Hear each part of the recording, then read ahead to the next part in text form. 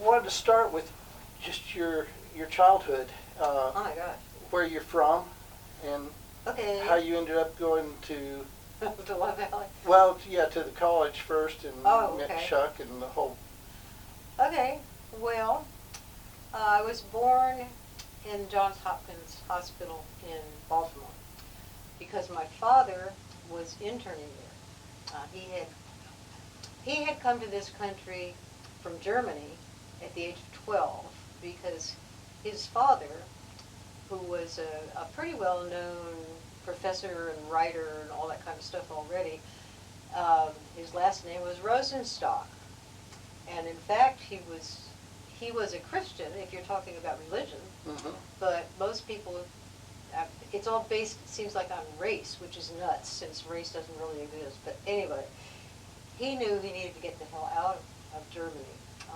And so the day that Hitler came to power, he and my grandmother and my father were in Switzerland skiing, which of course is, I mean, it's just right across the border. But it's neutral country. Yeah.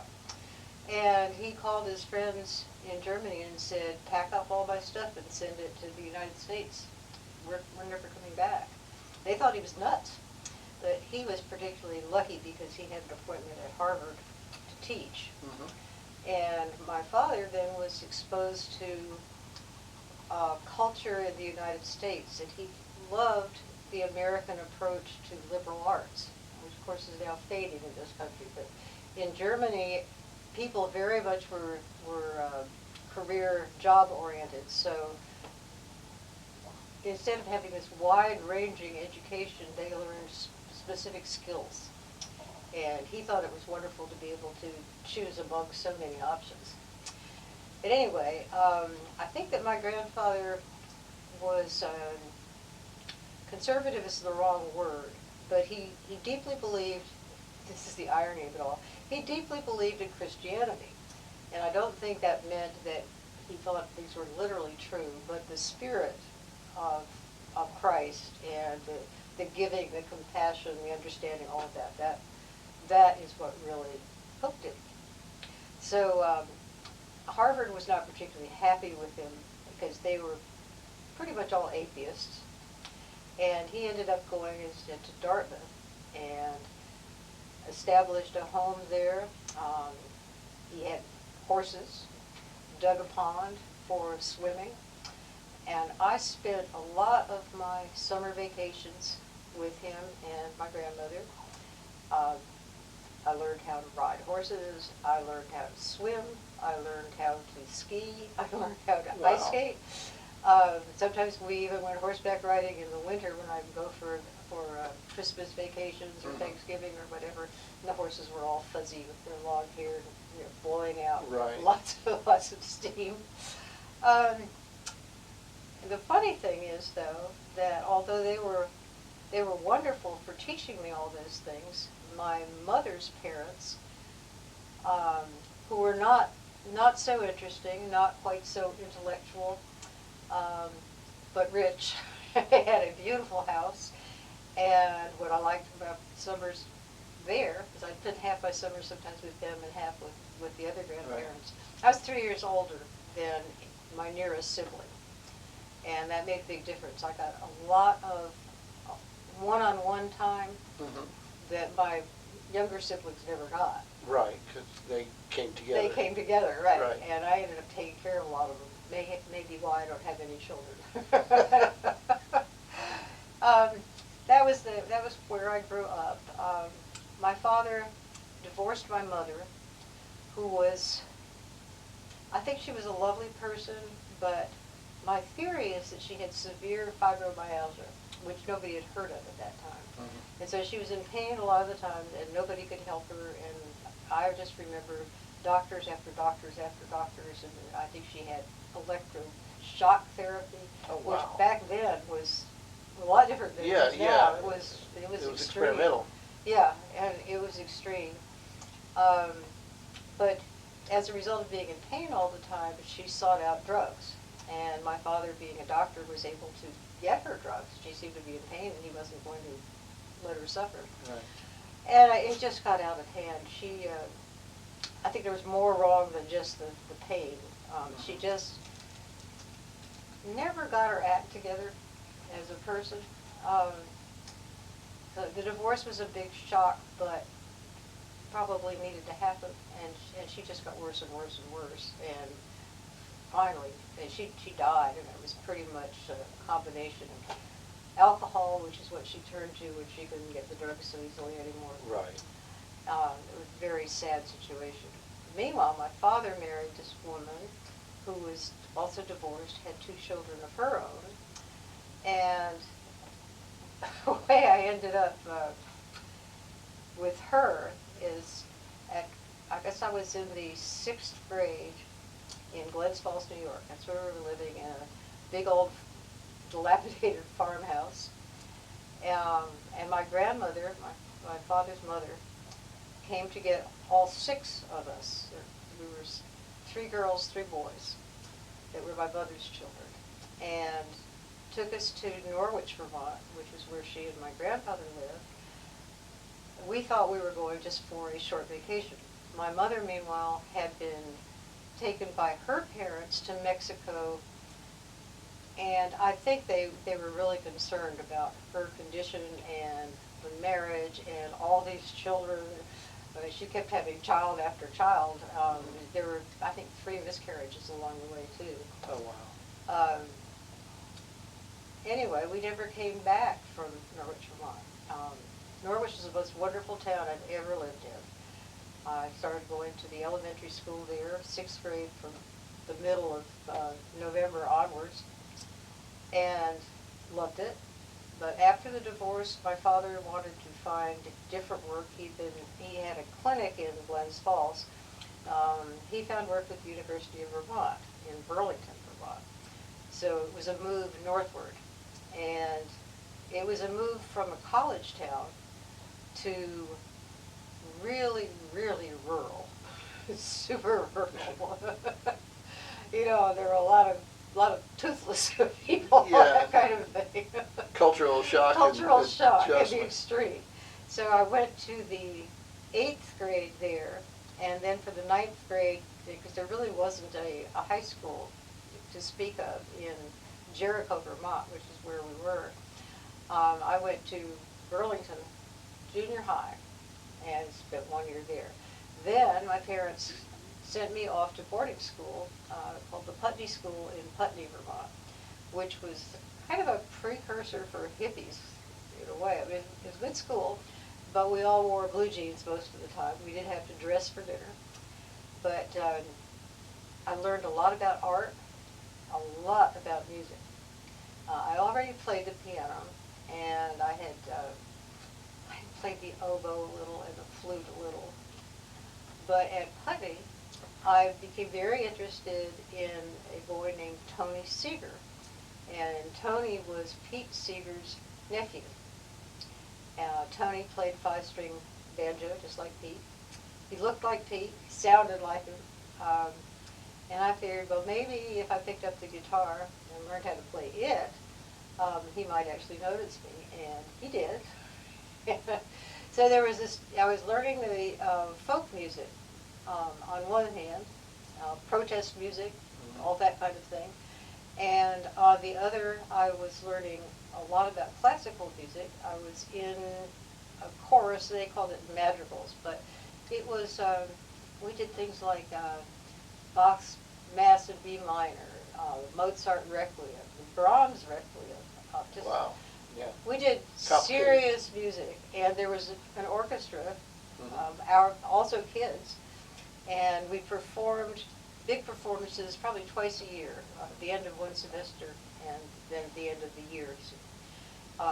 Big concerts, big deal, and it was just great fun. I think that I sang alto, and I think that that's where I got my ability to, as you know, I can harmonize with just about quite a anything. bit, yeah. And I think it came from that. Now, was Pete Seeger around during this period of time, Yes. or was he on the road? Well, of course he was on the road, but he came to the campus a number of times, and I mean, he was a presence that kind of hovered over. Right. He was in our consciousness a lot. Yeah. Well, that's neat to be able to meet him and. Yes, yes, and there were concerts of other folk singers. I don't know. I don't remember the names, but I just thought they were wonderful people. I heard a 12-string guitar for the first time, and songs like the one that Roberta Flack did. Um, First time. the first time, yes. The first time I heard it was with one of these singers who had a 12-string guitar. After Putney, I went to Swarthmore College. And Where's that at? that's in Pennsylvania, Swarthmore, Pennsylvania. It was not my first choice. My first choice was Radcliffe, which was the part of Harvard at the time. Now, all the classes, I think, were together, but they lived separately. It was kind of a separate culture. And I don't think I really wanted to go there, but it was pushed as such a prestigious choice. But I didn't get in. One of my good friends did. And I couldn't understand it because I knew that she wasn't doing as well as I was academically. However, her mother went there. Her sister went there. Her grandmother went there. Right. And that was my first realization that Who you know. legacy admittance, yeah. But, I mean, it was probably a good thing. But I ended up at Swarthmore, and a man named John Oliver Simon took interest in me right away. He was a Putney graduate, and that's what probably got us together so quickly. Near the end of that year, he had planned to go to graduate school at Harvard. He did not get in, and Berkeley was his second choice.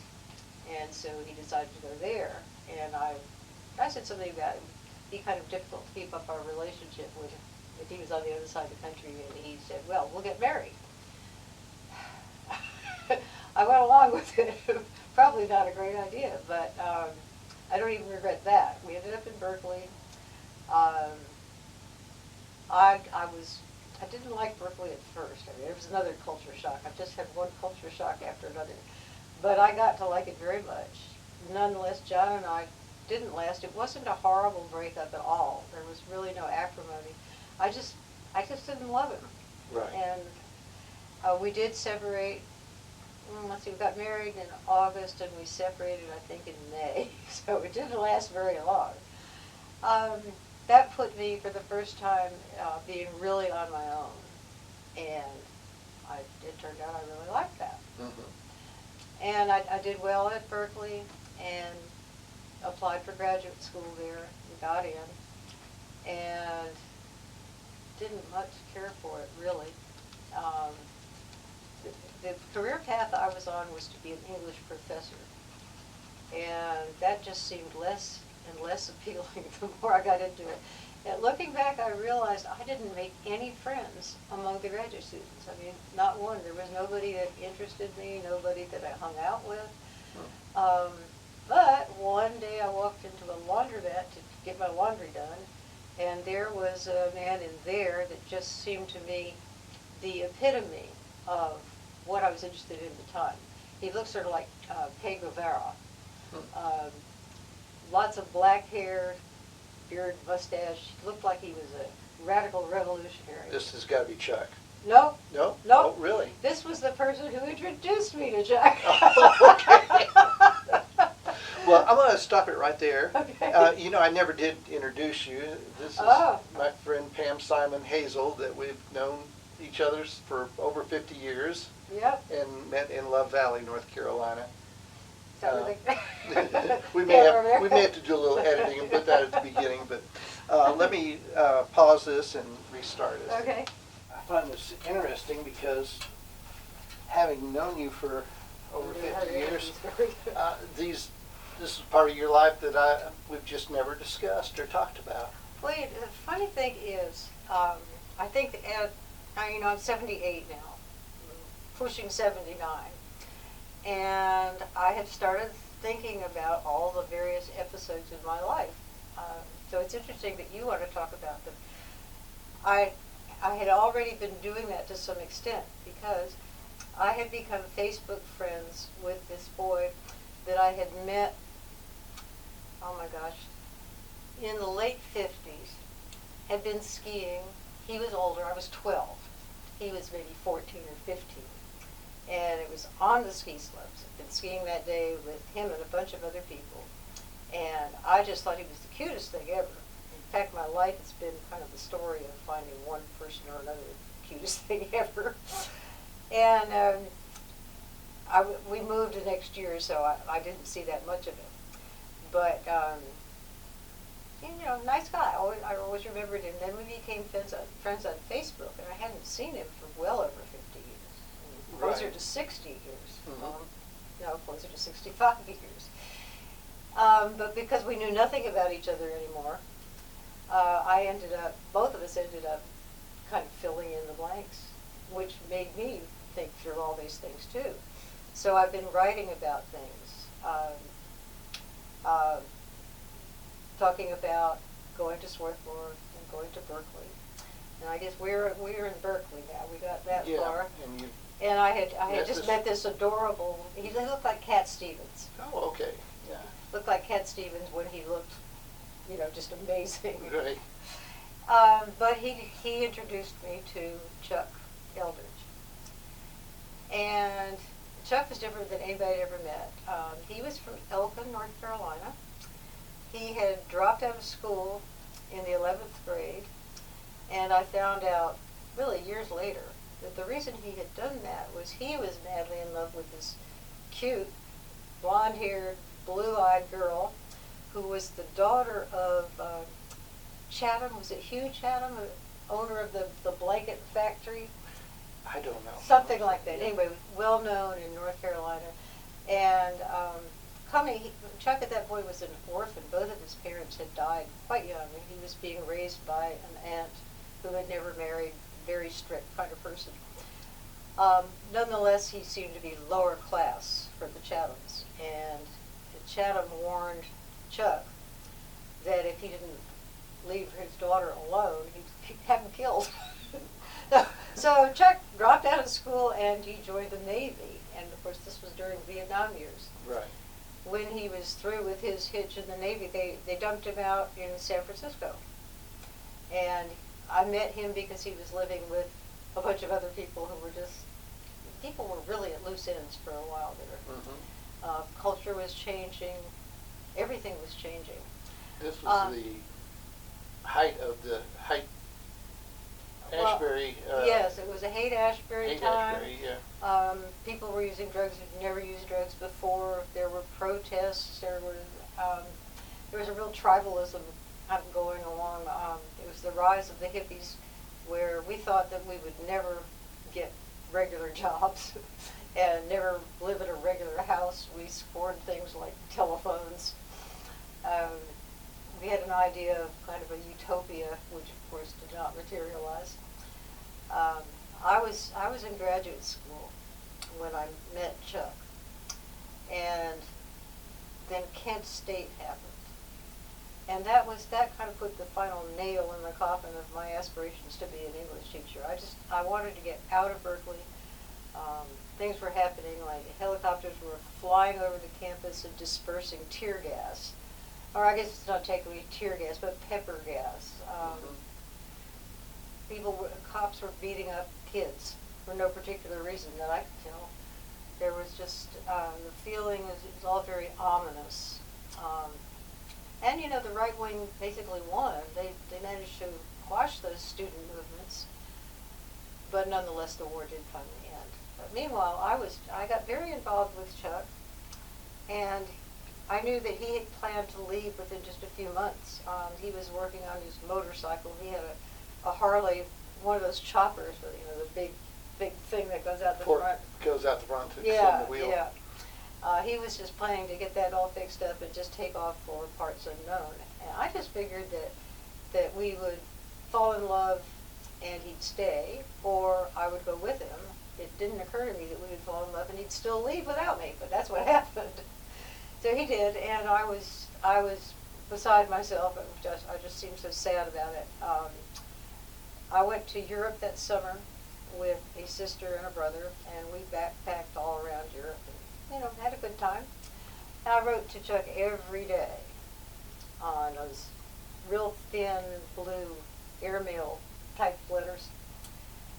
Never heard back, even though I always gave him my schedule where I was going to be next and all of that. And finally, I just, I figured, well, I'll just never hear from him again. And it was time for me to go back to California, go back to graduate school, but I had a fellowship that would have taken me all the way through the PhD. So, Very it nice. looked like I was set. It was The future was set. Ford Yeah. Foundation fellowship. And I stopped in Burlington to see my parents, see the family. And maybe the third or fourth night I was there, I got this call, and it was Chuck. He had found all my letters eventually. I sent them in care of the maiden aunt who had been raising him, and decided that he would like to see me. In fact, he would like to live with me. And the phone call said that he was in this cool little cowboy town called Love Valley. He told me about the mayor, Andy Barker, and he said that he was building, I think the way he put it was he was building a house, and he wanted me to come live with him. And I said, oh, okay. And this was the teepee that he built out of the stage. Well, he hadn't even started really building it yet, Right. but in fact he was living in a tent. But I said yes, and what had happened was he'd gotten my letters, and in the letters I had said I was arriving in New York at such and such a time, and he had gone there with another friend of ours from Love Valley, Looney, Oh, okay. to meet me. But I had gone home a little bit earlier, unexpectedly, because I had developed an allergy that nobody could figure out what the heck it was. And I figured, well, I'll go to Burlington where my father worked with the university, and the university hospital is very good. They'll figure it out. And the allergy was such, I was just itching all the time. Just awful. And it turned out that the allergy was to birth control pills. This was not good news. Yes. But anyway, at that point, the man that I had mentioned earlier, who looked like Cat Stevens, he had told me when we first met that he just wasn't the type to be devoted. And yet he ended up being more devoted and more patient and more forgiving than any man I have ever been with, ever. And even though I had basically dumped him for Chuck, he was driving across the country with another friend to pick me up and drive me back to California. And there weren't any cell phones in those days. There was absolutely no way for me to reach him and tell him that I wasn't going back to California, that I was going to some little place in North Carolina. So the poor guy shows up, and he's just a day before Chuck is going to show up, and I have to tell him, and Wow. yeah. But anyway, Chuck did show up, and we drove to Love Valley, and I spent the first night in, it wasn't even a tree house, it was a platform atop a tree that was right on the top of the rodeo arena. And the steps went up really like that, Mm-hmm. and there was a tree up there, and there was little footholds where you could climb up, and that's where I spent the first night in Love Valley. And I remember waking the next morning and seeing all these people who had stayed after the rock festival. So it was like hippie land. Right. One of the first persons I saw was Marianne Wright. Right. I even remember she was wearing a little kind of bra top and had a bare midriff, and I'm sure she would like to know this. That she was so slim and tanned, and I thought, wow, she looks just great. I don't remember who the second person was, but we came down from the tree, and subsequent nights we lived in a tent while the teepee was being built. And Chuck's plan was to build this teepee, and it was going to be built out of wood from the rock festival stage. And there were massive 2x4s that were bolted together, and those were the ribs of the teepee. And then the plywood was just kind of bent over that, and nailed up. And I think this was part of a deal that he worked out with Andy for cleaning up after the festival, Yeah, wasn't it? yeah. I think they had just he had been kind of the team captain, supervisor for getting the workforce organized for the rock festival. And Chuck was just a really nice guy. I think and he made a lot of friends really easily, and so he was really in with Andy Barker and the family. And the Barkers were just amazing. They fed a bunch of us 3 meals a day, every day of the week except Sunday. And so that was, of course, Eleanor Barker was doing all that work. And I became friends with her very quickly, and I became kind of to her what Chuck was to her husband. And I helped her cleaning carpets and washing dishes and all that kind of stuff. We became pretty good friends. But Chuck, meanwhile, and he had a plan which was to ride bicycles across the United States all the way to Berkeley, and he was planning to do that when spring came. I think that I arrived September, probably, very, very end of August, something like that. Continued building the teepee. And this was 70... It wasn't even 70. This was 1969. Oh, okay, okay. And the floor from the teepee was to be built out of bricks, which were the foundation that was left after a house that I later found out had belonged to Joe Ponder, who was the guy who pulled semi-trucks with his teeth. He had the world's strongest teeth at Yes. the time. It was in the... This was because of some accident he had or something. Turned out later that he said I had stolen his bricks. I had no idea that anybody wanted those bricks, but I had to knock them off what was left of the foundation wall, chip off the existing concrete, and I put them in a bucket, just a aluminum type bucket, and carried them, 100 yards or so from that site to where the teepee was. And I put them in a pattern that started in the middle and then went in circles all the way around. And then took bags of loose cement and just spread that all around between the cracks. And the moisture from the ground set that up, so that became hard. And for the interior of the teepee, Chuck loved the American flag, just loved the American flag. Thought it was the prettiest thing. So we took red, white, and blue burlap.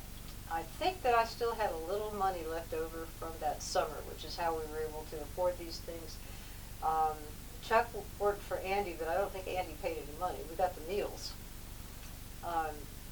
It was really pretty. At the top, Chuck had found an old wagon wheel, a good 3 feet apart, that had spokes running on it, and put that in on the very top of the teepee, resting on the 2x4s. And then took fiberglass and put that over the layers, and it was set up with some sort of, like I guess, a sunroof. Yeah. Well, not only a sunroof, but it also kept the teepee in round, which was nice, and kept the rain out. And then we found a stove, just an old space heater, Army Navy space heater. And somewhere in Hiddenite, I don't remember how we got word that this existed, but there was an old hardware store up in Hiddenite, and we got an oven, which was the space heater, and then stovepipe comes up. The oven set in the stovepipe, and that out of the top of the oven, the stovepipe continued and vented out one side of the teepee up near the top. And it had a temperature gauge on it, and so you knew what temp you were at, and it was a double-chambered thing. The interior chamber was, the smoke didn't touch it, but the smoke circulated around the outside of it and heated the whole thing.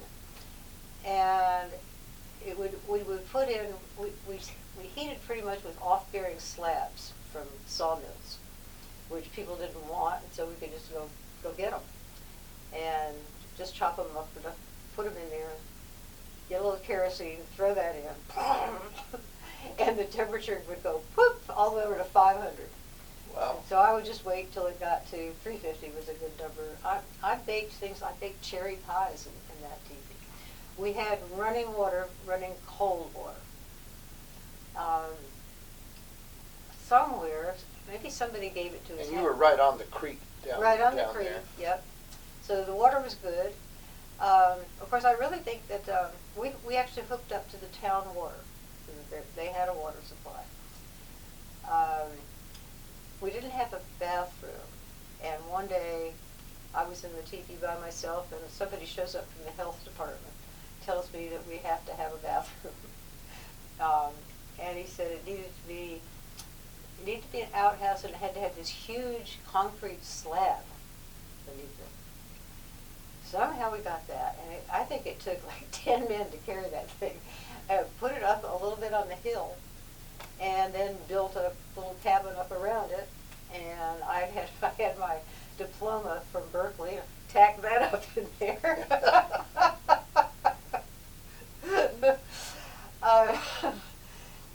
So we had everything really pretty well set up. Well, we did go uptown often to take a shower. Because otherwise it was sponge baths, or I washed my hair with cold water quite a bit, or would heat it. Somebody, I think, gave us an electric frying pan. And we had electricity. Hooked that up somehow. I had our own meter and everything. So we had radio. I had a turntable, which my friends in Berkeley sent to us. So and this was way before there were anything like CDs. And everything was vinyl. So we had some albums, and we had a pretty good turntable and a decent radio. I'm not sure where that came from, but we hooked up with the turntable, so we had good sounds in there. And it was two-story also. It was two-story. Yes, there was a ladder that went up to a loft which covered half of the teepee, and found sheepskin, put that down on the plywood, and that became a nice floor. It was hell to keep it clean, but there it was. The way to keep it clean was you pick things off it like that. I think I don't know if we had blankets or sleeping bags or what, but we had, we stayed warm. Yeah. And it was really a pretty nice life. But we were still looking forward to this riding across the country on bicycles. Or I should say, Chuck was looking forward to it. I really had no interest in doing that, but I was willing to do almost anything that he wanted. And so I agreed. Of course, we didn't have bicycles, which was a little bit of a hurdle. Bicycles. Well, I had gone to Hawaii before Chuck and I became involved. And I had gone there to see the man who looked like Cat Stevens.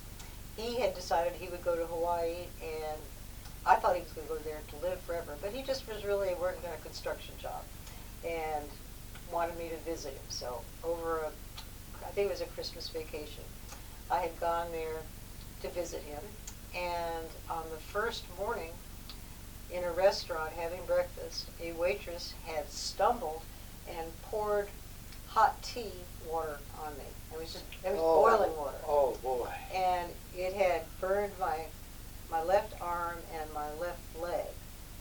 And everybody was more concerned about cleaning up. Nobody realized that I had been hurt. But I kind of stumbled off in a fog into the bathroom there. And I remember that it had very cool tile. And I just leaned up against this nice cool wall. There was a doctor upstairs. I think that actually he was a drug addict or an alcoholic or something himself. But he did bandage it up, put some sort of salve on it. Gave me nothing for pain. And I was just, burns are really, really painful. Yes. They're the worst. Eventually that kind of healed up, but not until it had gotten horribly infected, and I'd gone back to the restaurant and said to some people, the manager there in the mid-afternoon, that I had been burned, and I thought I needed to see a doctor again. And the guy at the restaurant said, "Well, I understand it was no big deal. It was minor." And I pulled up my arm, but it was just, blistered. It was horrible. Yeah, it was just oozing and blah. So they put me in a taxi, got me to the hospital, and they got lots of antibiotics and all that stuff. But as a result of that, I was persuaded by friends to sue the restaurant. He said, they have insurance. That's why they have insurance. Mm-hmm. And even though I wasn't even there, I had gotten a lawyer who didn't take anything from me. It was a contingency fee, which is good because I didn't have any money. Right. So I got out of that the princely sum of $3,000. And $3,000 by this time I guess it was early 1970. that was a lot of money. Yes, it was. It made all the difference in the world. At this time, Chuck had gotten a job cutting the right-of-ways for power lines. Mm-hmm. And he would go out with his whole crew, and they would cut. And you know, he made some money, not a lot, but enough to keep us in groceries. Yeah, because these were the high-intensity power lines that was coming from Duke Power. Right, that right. ran all the way They had through those big that area. booms, right. where they had to have a swath of land just cut down so that they could maintain these things. And so I got this money, and Chuck somehow found out that this company that they made kits. Frostline was the name of the company. They made kits for tents. They sent you the fabric, and you sewed the tent, like I sewed the tent. My grandfather, this is my maternal grandfather, who at that point lived out in Eugene, Oregon, had sent me my grandmother's sewing machine. My grandfather had been, at one point, treasurer of the Singer sewing machine companies. The sewing machines were a big deal. And my grandmother had this nice little machine. She had died. And so he sent this to me. Chuck and I went, I think it came into the bus station. Remember the bus station? Right downtown. Yeah, that's where you picked up packages at that point. Picked it up, got it back to the teepee, and we already had electricity at that point. Plugged it in, and it blew up. I mean, it blew up immediately. Oh, wow. The motor was gone. But I was able still to sew if I turned the wheel by hand. And that's how I made this tent. It was turning it by hand. Turning it by hand.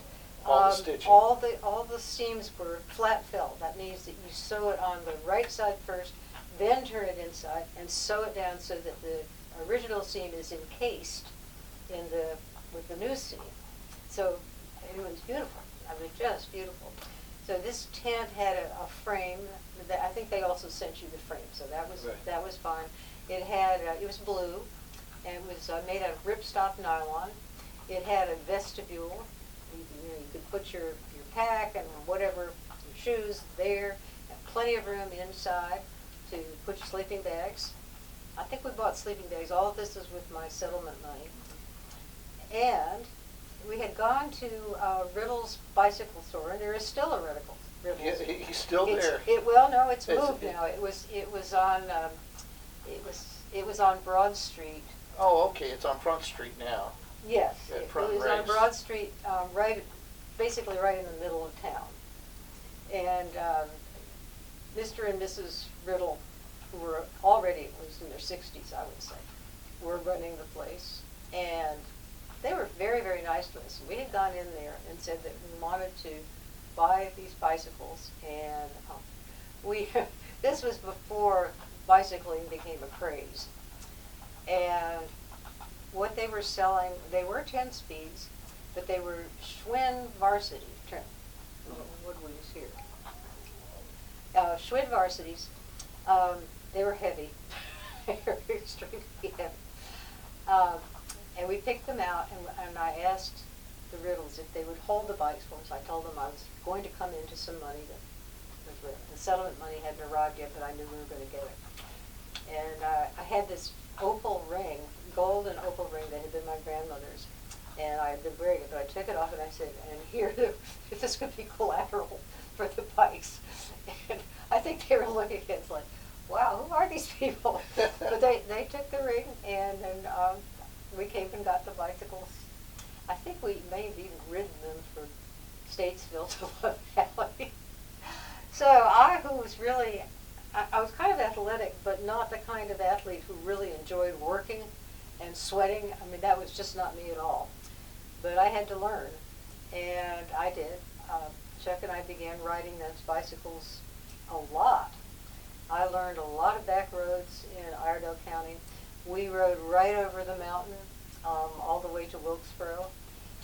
That's quite a uphill climb too. Yeah, it was definitely. One time we rode up. He still had some friends in Elkin, and we went to visit them, and rode from Elkin up to the Blue Ridge Parkway, and then along the parkway and back down. can't remember which mountains we ended up crossing, but a lot of mountains. But it was just beautiful. I really came to appreciate all those two-lane blacktops that North Carolina has a lot of. Because there was a lot of dirt roads back then. There were a lot of dirt roads, but there was already a lot of blacktops. It was just wonderful to come up over the summit of something, and there'd be a few houses, and they were always nicely kept and nicely, nice flowers and all that stuff. Here's a dog. So we got in shape for the trip. Hey, baby. And in May, at this point, we had the bicycles, we had the tent, and had the tent strapped on one of our bicycles. And I think about 2 days before we were planning to leave, somebody stole the tent. So we went to, I think, King's department store. And All that work by hand. all that work, exactly. I got another tent, which really wasn't bad, but it wasn't the splendid tent that I had spent all those hours making. But we had a tent. We had a Coleman stove. And then everybody had bell-bottom jeans in those days. You could hardly get straight-leg jeans. And they caught in the spokes. In the derailleur. The chain. Yeah, the chain. But they had clips. You just put these clips on, and it squished up the flare on the bottom of the pants, and so that it didn't catch. We had, whatever food we needed, and we took off. We rode our bicycles right out of Love Valley and right up the Blue Ridge Parkway, and up at the top of the parkway, there's a campground up there. I think there's still a campground up there. That's where we spent the first night. The second night, it seemed like it rained quite a bit during the day, and we would find places like under a bridge. But it was okay. I remember John Denver's, what's the name of the song? Rocky Mountain High? Or? No, before that. The very first one. Let's see. West Heaven, West Virginia. West Virginia, yes. Yeah, Blue Ridge Mountains. Yes. Shenandoah Valley. Yes. Yep. We had a little radio with us, and I remember being under a bridge in the pouring rain and listening to that. The third night, we couldn't find a campground. Chuck had decided where we would go. No main roads at all. One time, one of the roads was asphalt, but it hadn't been used for years. It was little pieces of asphalt like that, broken, just the shards, the whole thing. It was just the worst surface to ride on that you could imagine. But we had just gotten off the road and pitched our tent near the road, kind of in the woods, woke up, and it had snowed.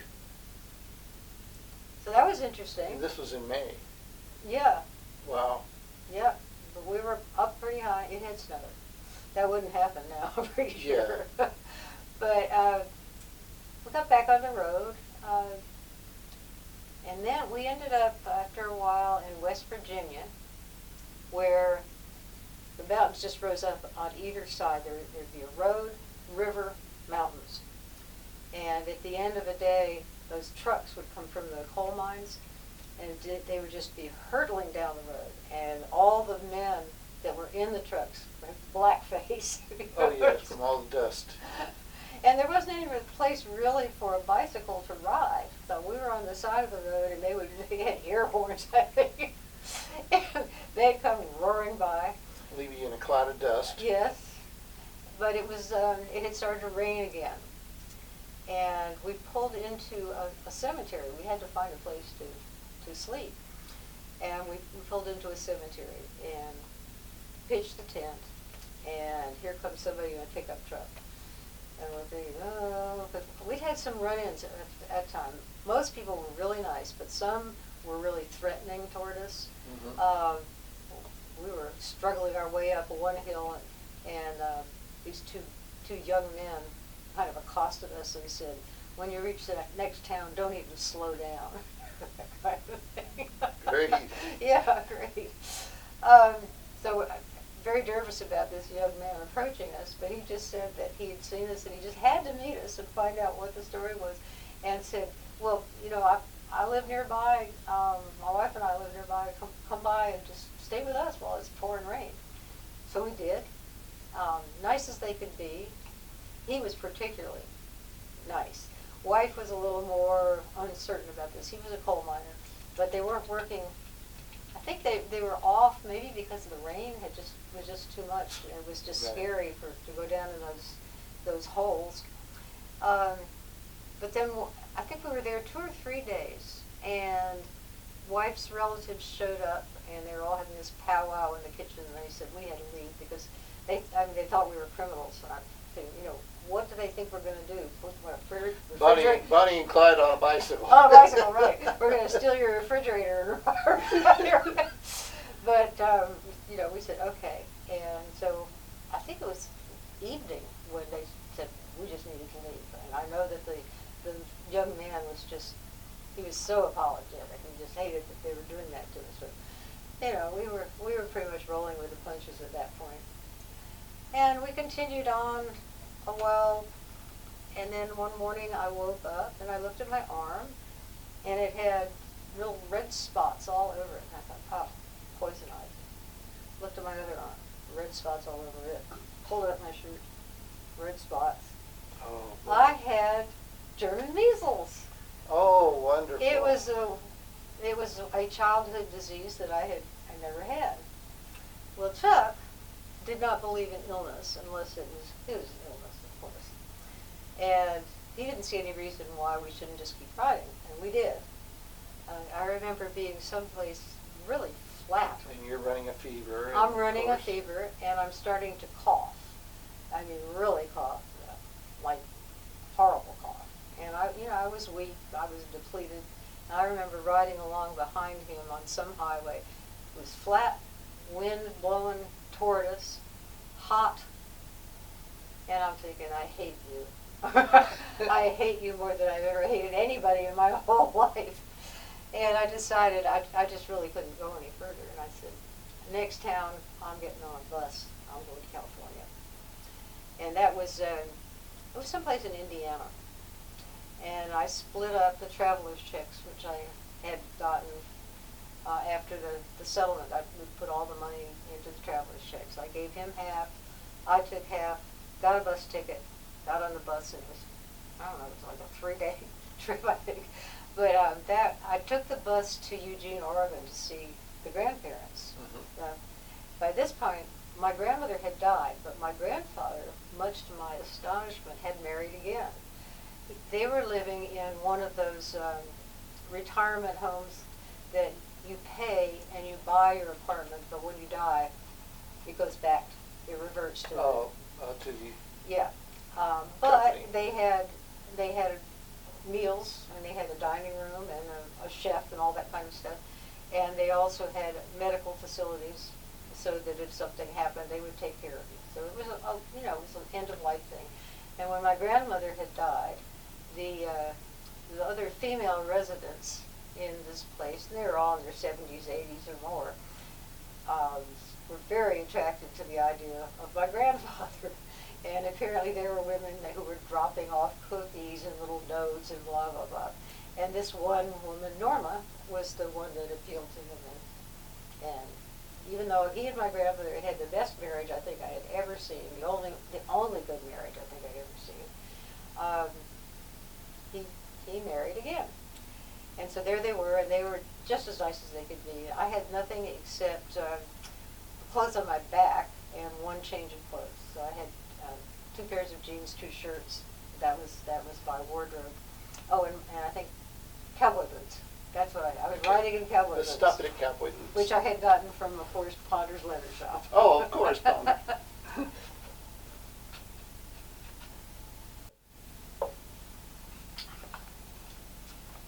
Okay.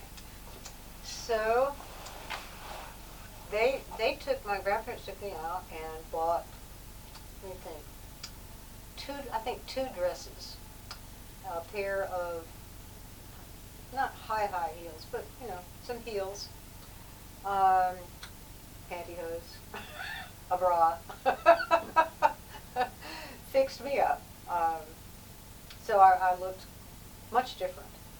I remember a couple of young men in the stores where I was picking things out, and I overheard one saying, "We don't too often get girls who look like that in here." I left my grandparents and got back to Berkeley, and a friend was willing to put me up while I figured out what I was going to do. The friend the Cat Stevens friend showed up, and he just, what a sweetheart he was. And I found, not jobs, but I got one job taking care of somebody's kid and their house when the woman was undergoing treatment for Hodgkin's disease, I think. And the other was, there was a shop called By Hand, which featured only handmade clothing, and it was like a cooperative. The people who made the clothing had to also work in the store a certain number of hours per week, and they then got most of the proceeds from anything they'd made that sold, and some cut went to the store to keep it going, pay the rent and all that kind of stuff. So I was doing both of those things, and I found a place to live. It was a room in a house in a nice part of Berkeley. It was one of those old brown shingle houses, just as nice as it could be, on a very nice street, much nicer than any place I'd lived as a student. And it was a lovely room, lovely backyard, lots of sun, flowers, all that kind of stuff. And Chuck shows up. He had gotten as far as Montana and decided it was really getting to be too much like a job. And so he came back to Berkeley, and he ended up living with me in this house. And the nice lady was very nice about it all, didn't raise any kind of a fuss. But she was planning to leave. She was planning to marry. She had a daughter, a teenage daughter, and they were going to move somewhere up the coast. So the house was going to be sold. We found another place to live, which wasn't anywhere near as nice, but it was a place right near the Co-op grocery store. Berkeley had a great co-op, and lived there for a while. And then Chuck decided that he was going to leave, and he was going to go to see a friend, live with a friend that he'd known him from the Navy in Austin, Texas. And so he leaves me behind, and I'm living in this crummy room in Berkeley, and hardly any money. But at this point I got a real job. It was with the Attorney General's office in San Francisco, and a friend of mine that I had worked with at the library at Berkeley when we were students had gotten the job, and there was a need for another person, and so she asked if I would be interested. So we drove into San Francisco every morning and drove back through intense traffic, really, really intense traffic. And I remember riding across the Bay Bridge every morning, and I remember the music. Don McLean's American Pie was a big tune. Yeah. J.J. Keel with Magnolia was big. Who was it that sang? Was it Melanie? Sang about her. Ride bicycle. Yeah, something like it. Yeah. I remember real well. It wasn't a great my bicycle song. Past your window today or something. Something like that. That was Melanie. Yeah, and the Staples Singers too, I think. He's got the whole world in his hand. I think that was a big one. You'd hear that every morning. I was kind of miserable. The money was so tight, and Berkeley was changing. It was not the lovely place it had been. Heavy drugs had moved in. It's just kind of uncomfortable being there. But I was doing okay, and then Chuck calls and says he'd like me to come and live with him in Texas. Yeah, okay. So I got on a bus again, and crated up the bicycle, because I still had the bicycle, and that's how I got around in Berkeley. Crated up the bicycle, went to Austin, Texas, and this was like a reunion with this guy that I had so much trouble with, but he wanted me to be with him, and wasn't this great, and hadn't really expected that, and it was like a wish come true. And I get to Austin, and Austin's a neat town. it's a neat town. Nobody was there to greet me. Nothing. And I didn't even know where to go from there. And I called the house where he was living, and the wife of his friend answered. She had no idea I was coming. Oh, gosh. But I persuaded her to come and get me. And ended up seeing Chuck about, I don't know, midnight or something like that. He had a late shift. He was working with some sort of factory job, and he had a late shift. So he finally shows up. And spent some time there, rode bicycles all over the place, got to see a lot of Austin. As you said, it was a neat town, definitely a neat town. Camped out along a river somewhere. His friend turned out to be also an avid bicyclist. His wife was not so enthusiastic about it. These are young people, though. Everybody just kind of starting their lives out. And after a while, Chuck announces that we should go back to Love Valley. It's fine.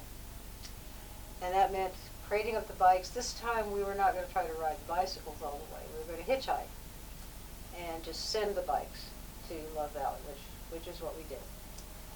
And on the hitchhiking, we met all kinds of interesting people. People picked us up just because they were fascinated. What are these kids doing? Got all the way to New Orleans. And we're just walking along the street in New Orleans, and suddenly a cop car pulls up on the sidewalk, throws Chuck up against the wall. He had a knife in a sheath. Yeah. And that was why they did that, because he had a weapon. And I actually persuaded the cops to give him the knife back because he thought that it was a Navy knife. And it helped at that point to be able to say that you were with a veteran Right. from the Vietnam War. Right. We stayed at a place called the Head Inn. And it was a put your sleeping bags on the floor kind of place. Oh, okay. And they, like the hostels. yeah, and they also made sure you didn't have any drugs coming in. But actually, we did have some marijuana, much to the idea of traveling in that kind of a political climate with marijuana was just nuts, but we never got caught. I didn't care for it at all. I would have been very happy to dump it, but Chuck always wanted to have some around. But we ended up then continuing our hitchhiking and got picked up in Tallahassee, Florida, by somebody, a kid who had only one leg. He had lost his leg in Vietnam. Nice as he could be, though. He drove us all the way from Tallahassee to Love Valley. Oh, my goodness. Yeah, that was really nice. But we get to Love Valley, and the teepee had not been maintained. We had left it. Somebody had said they wanted to live there, but he ended up not living there, not taking care of it. It was just abandoned. And the burlap, it had begun to leak, and the burlap had run, and so it was just ugly. Right.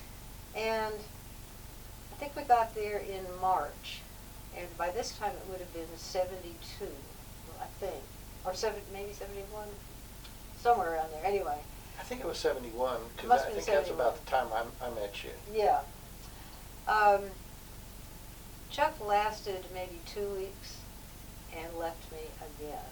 Only this time I had no car, no money, there was no firewood. The teepee was just a rundown mess, and I had no job. I mean, he left me in about as bad condition as possible. And I then figured, well, somehow I've got to survive. And I've asked my grandparents, the maternal grandparents out in Eugene, if they would loan me, I think, $50. And that's what I needed to buy a car. The days you could buy a car for $50. This was a 1950, 51 or 2 Chevrolet with a green brush paint job, no heater, had a radio. Did have a radio. I remember the car. And I got the car. But it ran. And it did run, yeah. It had all kinds of peculiarities to it. And you had to, it was a stick shift, of course, and in order to shift, you had to know exactly, had to do little wiggles here and there. But I got a job. Let's see, the first one was for a Garner Lumber. Now this guy was a lumber broker, and he had already 2 women working for him. I was the third. But after my job interview, he had said, "Yeah, sure, we can start like tomorrow or something like that." He tried to kiss me, and I just said, "Not a good idea. No, no, no." And I think that he held that against me, and just gave me such a hard time. Accused me of using drugs, and, just bullshit stuff. And so I quit that job, got another job at a mobile home company, United Mobile Homes, and that was just about as bad. There really wasn't any work for me to do. It was just weird. Yeah, there wasn't much around the Love Valley area. You just about had to go to Statesville to get work. Well, it was in Statesville, but even at the job, I couldn't really figure out why they had hired another person. There was one woman working there already, and I was just desperate for something to do. Meanwhile, the other young men salesmen didn't understand why I wouldn't go back with them to one of the trailers and have sex with them. Oh, I guess she just doesn't like me. Well, yeah. But it all came to a head when we were asked, the other woman and I, he didn't care which one of us did it, but one of us on Friday evening, when just about quitting time, we're supposed to go get his wife's dogs and take the dogs to the doggy beauty shop, and we said no. And he fired both of us. Said, fine. So I was out of there. And the next job I got was at I Care in Statesville. I was a, quote, job developer, which meant riding around to various companies and trying to get them to hire our clients. We were like an employment agency for people with no money and no prospects. Right. And I can only remember one case of really being able to find somebody a job, a young black woman.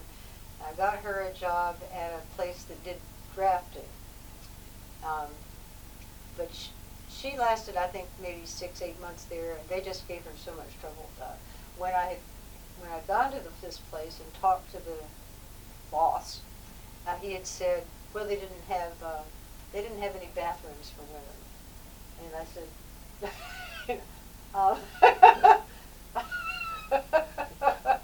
okay. Anyway, I talked them into it. And she was both black and female, and they didn't have any black people or any women, but she did that. But she then came to see me months later and said that it had just been too unpleasant, and she found work as a truck driver instead. The rest of it was just get these people who wanted jobs, and they really did want a job, but they didn't have cars. They had maybe a wife and babies, and it was just desperate situations. I saw these over and over and over again. Right. During all this time, I was still friendly with the Love Valley people. That's where my friends were. And I would go to the Valley frequently on weekends and play music. Just hang out. And that was where we met. That's where we started met. Playing music. Mm-hmm. I think Don and Nathan had come up from Florida That's about right. that period of time. That's right. Yep. And you sewed him Don a very nice shirt. Well, actually, the shirts were for Chuck. Was it? They were for Chuck. He had It was Nathan, actually. The first shirt that he had wanted was a cowboy shirt, and it had to have the yokes, and it had to have the pearl snaps. Beautiful. Yep. And he wanted, I think it was a combination of blue and white checked gingham and red and white. That was very nice. And then I did a corduroy one, which was a golden corduroy with a brown corduroy. there was one that had a dragon that was embroidered on the back, a kind of primitive dragon. But when Chuck was going to leave for the umpteenth time, and I had said, I was hurt and mad, and I had said something about, after all I've done for you, and these shirts and blah, blah, blah. When he left, he left the shirts behind. That was the first thing I saw when I went up to the loft to go to bed that night. He'd left the shirts. It was kind of like a final slap. And so people I liked got those shirts. But the next job I got was at the newspaper. And you were working there, and that was a fun gig. It was. It was a great way to learn the town. I mean, I came to Statesville not knowing anybody, and was immediately hired at the newspaper and photographed everything from church groups to the town boards and volunteer fire departments having cookouts and ball games for all the high schools. It was a real good introduction to the community. And I had something like that too, although my beat was Alexander County, so I knew the county commissioners and I knew the mayor. I covered courts up there, and it was really during that period I was looking at the courts. I kept thinking, I can do that. I was watching lawyers in action. I can do that. And I left the newspaper at this time, and you continued on there. And I worked there from 1973 until 1981. And I had some of the jobs I had to do were covering the feeder pig sales in Turnersburg.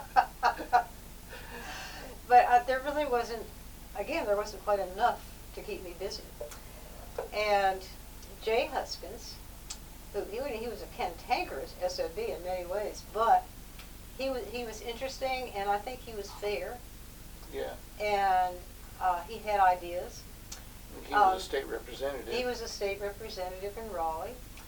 And between him and me, we cooked up something where I was going to put out every Saturday a magazine, which was half the size of the newspaper and folded into the Saturday edition.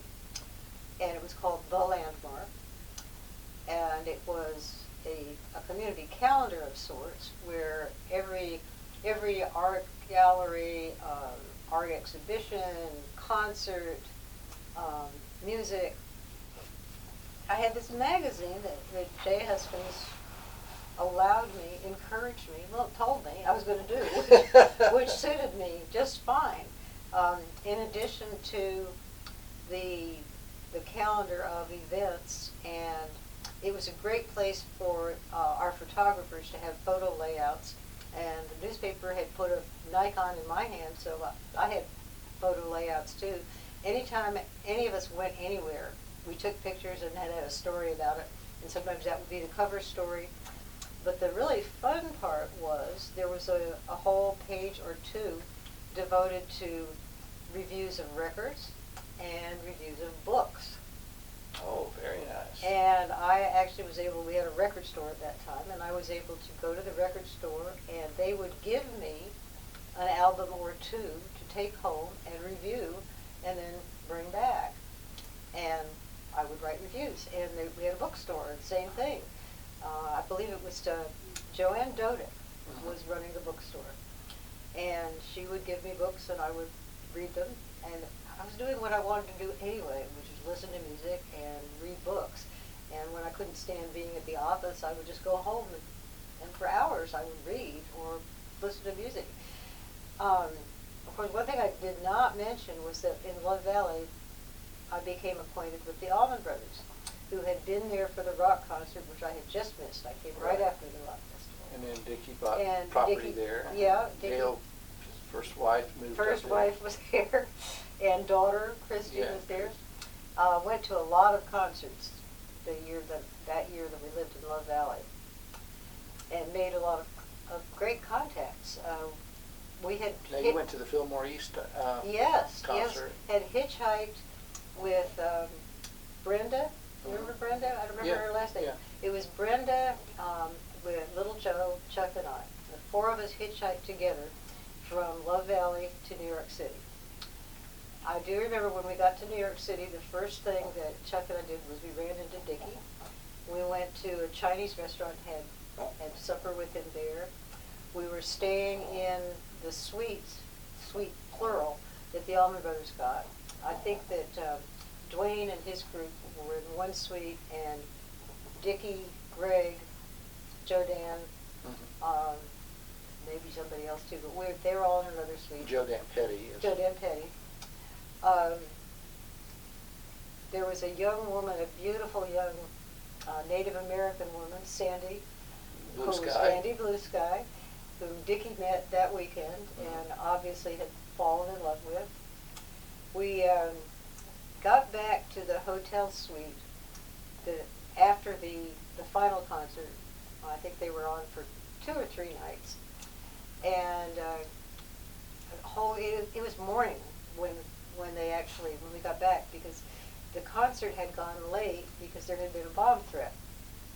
And so thing cleared out, and we all went to some coffee shop and sat there while they were sweeping the place for a bomb. Somebody said they'd found one. I don't know if that was true or not. But when we went back in, Johnny Winter had been the headliner. You know, the Allman Brothers were only just getting known at that point. So Johnny Winter had been the headliner, and he needed to be somewhere else the next day. And so he went on rather than wait until the Allman Brothers were through. So the Allman Brothers went last. And Elvin Bishop had been the first band on. Elvin Bishop played with them some. And when it was all over and they opened the doors to wheel the equipment out, sunlight came in. Yep. Anyway, we walked Which back. said it was like walking out of church. When they were, Yes, yeah. yes. So a group of us walked back to the hotel, and we're all we were pretty jacked up at that point, because it had been a really exciting night. And sitting on the floor with Greg sitting on a sofa holding forth, Dickie had gone to his room where he was writing, as it turned out, Blue Sky, and Greg was just talking, and suddenly this man that I'd never seen before, that was sitting next to me on the floor, says, "Hey man, anybody catch the Allman Brothers gig tonight?" Didn't even know where he was. Greg looks at him and says, "Man, where the fuck do you think you are?" And he just kind of slunk out at that point. Oh, that's So then Chuck and I ended up hitchhiking back, just the two of us, to Love Valley. We had had a ride who never showed up. It turned out he'd been busted. His particular skill was producing drugs that were just a little bit off the base of LSD, so that they were not illegal. And you've never seen them before. Nonetheless, he had gotten busted, and they hadn't had time yet to run the test to find out that technically what he had was legal. So we hitchhiked back through rain and cold and everything. Finally got back to Love Valley in the morning. It was sort of like after the concert, the sunlight was there. And got back to the teepee, and I was firing up the space heater to make pancakes, and here comes Dickie. And, you could have rode all the way back with them. Well, he had actually had a gig in Long Island that Sunday night. So this was Monday morning. So while we were hitchhiking, he was playing and then getting on a plane and coming back to, I guess, to Charlotte. And he drove up and came to see us right away. So I made Dickie Betts pancakes the weekend after Fillmore at live at Fillmore East. But going back to the magazine that I was doing, I had known Jan Wenner, who was the founder and editor of the Rolling Stone, and I have to say I did not like him. He was a friend of people who became friends of mine, except that they didn't like him either. He was very arrogant, just hard to get along with. But I had seen his record reviews in the Daily Californian, which is the student newspaper that came out. Then ran into him again, and I didn't realize that he had dropped out of the university. He had been a student when I was first there. But ran into him again in Colorado, not Boulder, I can't remember the name of the town, but my brother, Mark, had gone to a school there, a private school there. And it turned out that Jan's sister, Marty, was in the same class. So both Mark and Marty were graduating from this school, and I had gone out there for the graduation. And that's how I ran into Jan. And he said to me that he got something really good started in Berkeley before he had left. And I said, yeah, sure. Well, what he was talking about was starting the Rolling Stone. So, it's a magazine I've heard of. Yes, yes. Of course, back then it was not a glossy thing. It was just on like newsprint. It was very different. But every week we would want to get the Rolling Stone for sure. Fascinating. Or was it monthly? I don't even remember. I guess it was monthly. I think it was back then. Yeah. I think it is too. But what's happened now is it's a big glossy thing. I dropped my subscription. Just not interested in that. But at the time it was just all very fascinating.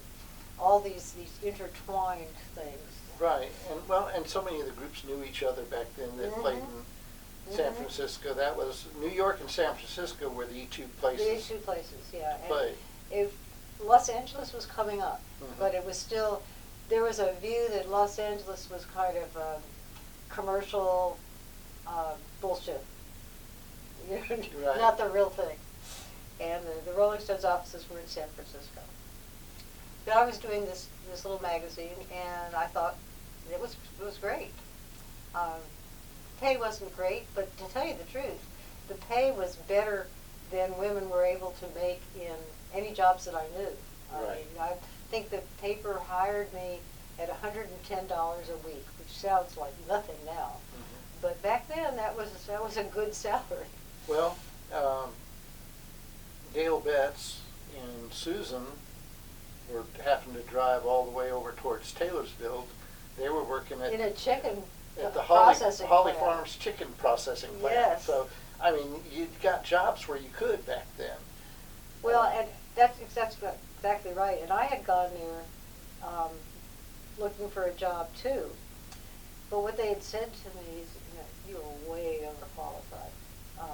You should not be doing this job. And what they said was, if they had an office job open, they would have put me in it.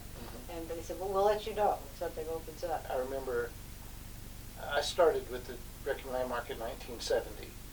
And, That long ago. And I started $1.65 an hour was the pay. That was minimum wage back then.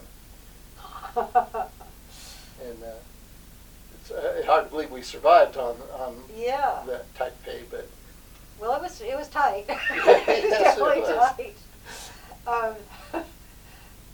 I really did have a good time. It was a great gig.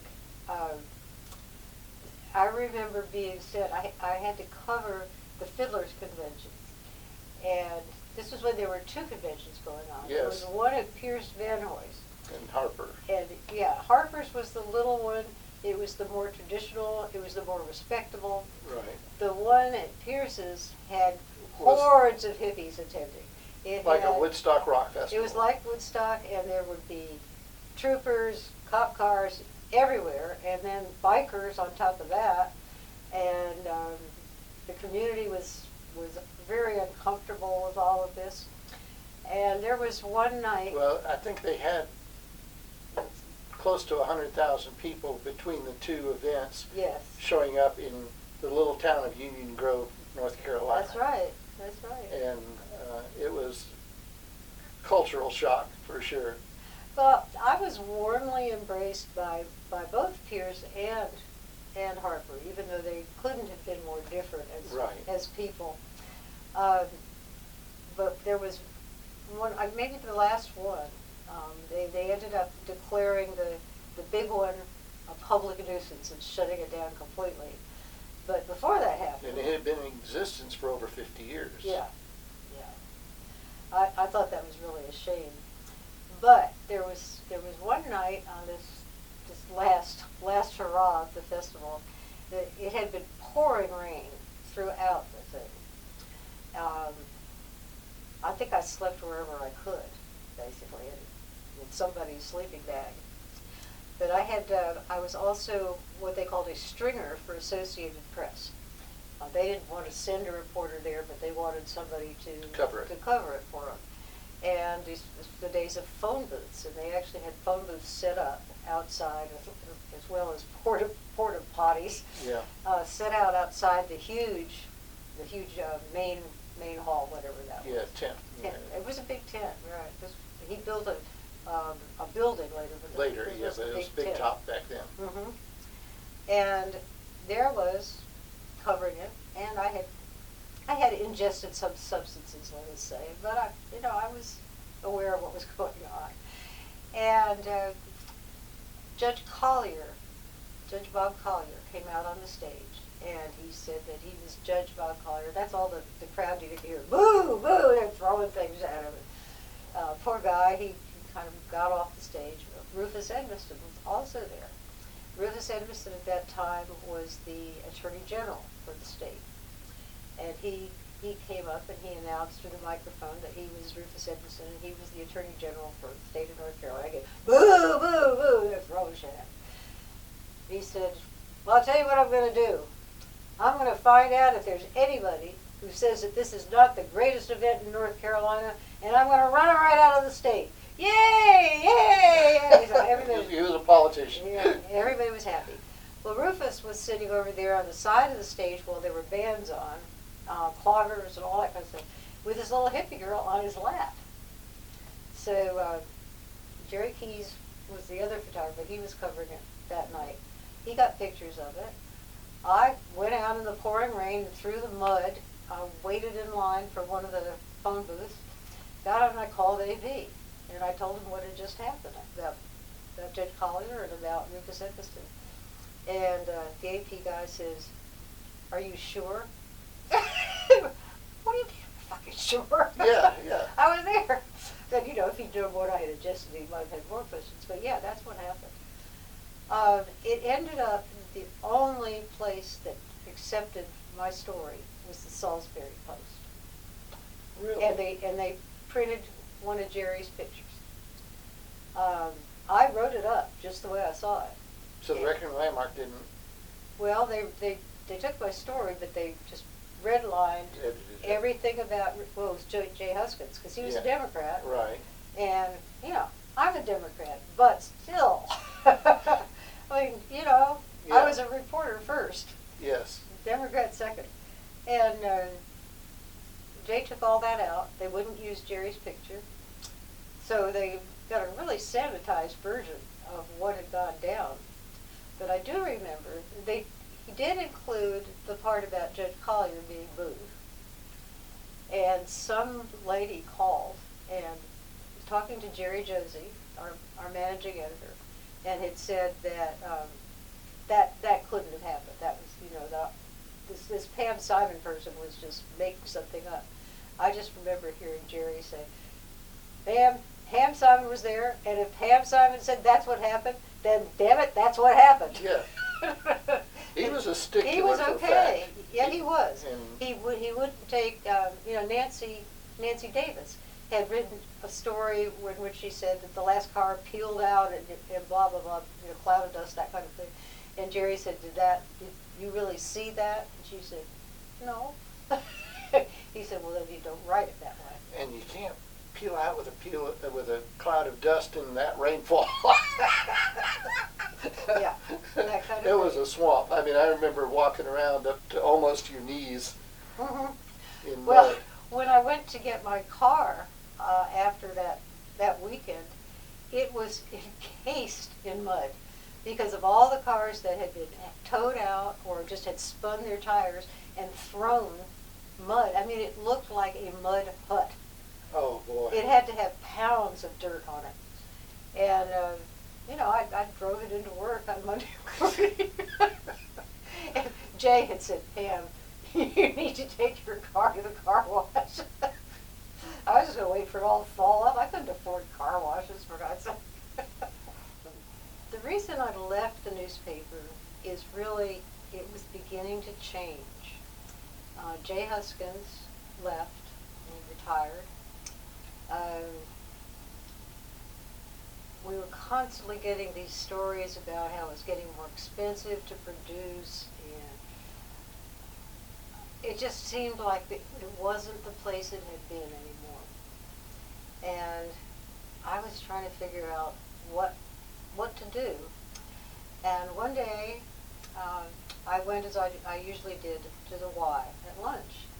I would swim a mile.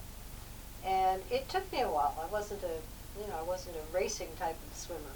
And I had very long hair, which needed to be washed every time and dried. And when I got back, apparently Sandra McHale, who was also working there at the time, had complained to Jerry that I had taken more than an hour for lunch. And Jerry took me aside and he said, I hate to do this, but I need to say something. This is what Sandra had complained about. Of course, she sat there reading paperback books the whole time instead of going out and finding stories. But it just rubbed me really wrong, and I decided I need to do something different. And I called Phil. I was married to him by that time. And I said, would you come home? We need to talk about my future. He said, okay. I told him how I felt. And he said, well, how about law school? I said, nah, I don't like lawyers. And he said, med school. And I said, no, I really wasn't ever very good at science courses, and you can't choose where you're going to do your residency. It's just too uncertain. He said, real estate. I said, nah, that's what all the rich doctors' wives do when they get bored. So we were back to law school. And I said, okay, law school it is. And I went over to the library and found out when they were giving the LSAT, which is the exam you have to take before you could be accepted to law school, and signed up for it. Got a little book that had the kind of questions that they asked, and Phil was great. I mean, he really helped me to anticipate what kind of questions they might ask. And it turned out that there was a math section, which worried me some because I hadn't taken any math since high school. But they weren't really math questions, they were logic questions. For example, if you had an unknown to solve for, you had to remember it might be a negative number, or it might be zero, and that was important. And actually, those are the two things that really, really helped me. I ended up scoring 99th percentile on the LSAT. Excellent. And that, not only did that ease my mind about whether I would get in, it also eased my mind about whether I would get some money. And I did. I got a Moorhead Fellowship for law school. And if I hadn't, I don't know exactly how we would have pulled it off, but there it was. Now, I'm going to back you up a little bit here. Okay. Because you went into meeting Phil, but or being married to Phil, but how did you meet Phil? I met him, well, the first time I ever saw him was in a play that the little theater put on. And I have to admit, right then I was really attracted. But he was married. And so I didn't really think anything of it. But then I was doing a play. I was doing Twelfth Night for the little theater. And I needed good people for it. And I had called him. He worked for Gilbert Engineering Company. I called him to see if he would be interested, and he said, really, no. I said, okay. And I cast other people.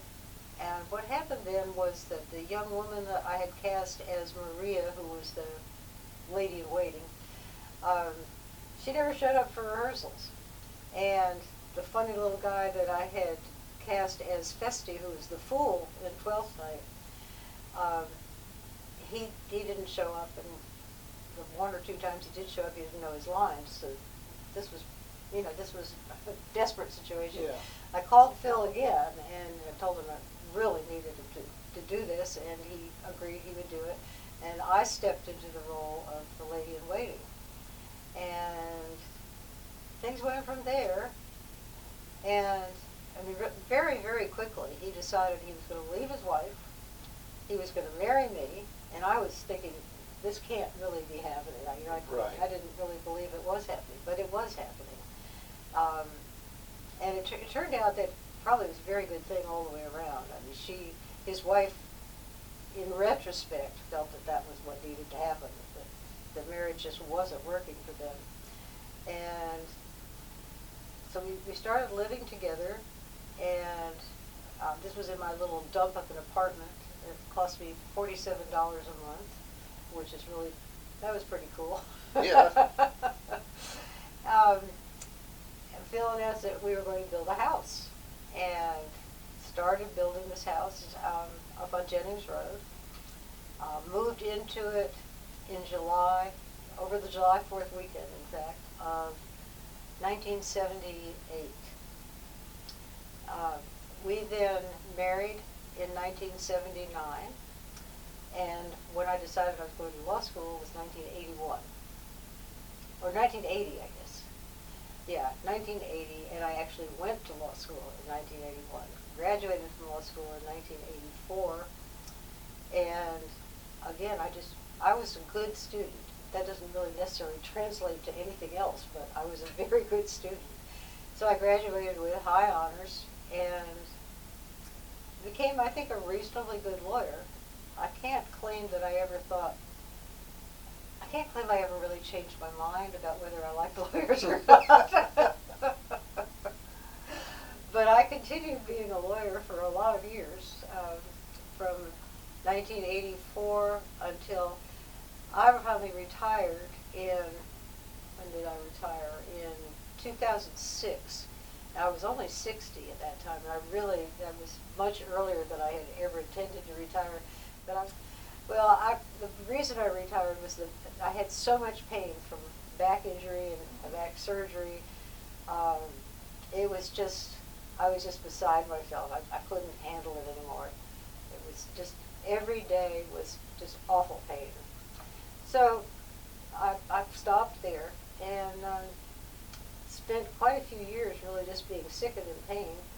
And then in 2017, things really turned around. I got a spinal cord stimulator, which has made all the difference. My back is still a mess. And here I am now at 78, and I'm pretty fragile and frail and all that kind of stuff. But I'm not in constant pain, so yay. Now, we hadn't seen each other for a number of years because I moved to Florida and became a photographer down in Orlando. And then there was the day that I was in court, and it was criminal court, and all the lawyers were on the right side, and all the law enforcement people were on the left side, and suddenly this nice-looking, clean-cut man says to me, "Pam, you're a lawyer now?" And I looked at you and I said, "Ken, you're a cop?" And we met again. And that was a really fortuitous meeting. Nothing happened much then. But then after I retired and you retired, and our mutual friend Eddie Gunn put us back together. And we started playing music again after all those years. Yeah, and that's what my life revolves around now, is music. Yours revolves around the photography and music. Right. Not bad. I have to say that being old is really something I like. I'm grateful for the long-term friendships I've had over the years, and so many of the characters, and I call them characters because their personalities were so different than the average person that I would say you meet that grew up together in Love Valley Yes. back in the 70s.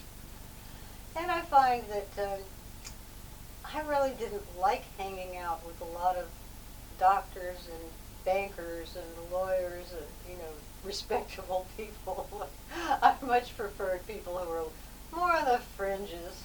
Now you did, Tracy Barnes came to the Valley, which brought probably, really resurrected Love Valley in that he brought in jobs for Yes. probably 50 or 60 people building hot air balloons. Mm-hmm. And you did a couple of I did stories about it, of him whenever he came. And Yeah, my beat was supposedly Alexander County, but I was always looking for stories. right. I didn't just sit around reading paperback books like somebody else did. Well, he was such an interesting person Yes, too. yes. Because he started in ballooning back when he was in the Navy and building these weather balloons. Mm-hmm. And then afterwards he started building hot air balloons at the women's prison, in Charlotte. And they were just building really the experimental type balloons until they got approved, and he came to Love Valley to build his factory there. And so you were able to give him the press coverage he needed for Mm-hmm. for that, And continued to cover the balloon rally for years. Years, yes. Yeah. But there were some very interesting people that came Oh yeah, through the valley. and there are people who became known nationally, probably internationally. Yeah. The Allman Brothers, obvious example. Tracy was one too. Tracy was one, and he was recognized by the Queen Elizabeth, given an award because for balloon safety and the valve that he designed, Mm-hmm. and the fact that he didn't patent it but left it available for all balloonists around the world to use because the safety factor of it, and it saved a lot of lives over the years. Yeah, the only other case I can think of was anything like that was Jonas Salk with the polio vaccine. Mm-hmm. He didn't claim ownership of it either. He just Right. Anybody who wanted it could have it. And then we had other celebrities like Joe English, who Yeah. was the drummer for Paul McCartney and Wings. Mhm. He ended up marrying Dale, and Yep. they lived back in the valley for a number of years. Mhm. And, it was a very interesting place to. My apologies. The last 30 seconds of the interview, for some reason, did not record. In my final question, I asked Pam if she would like to go out for lunch, and we concluded with that.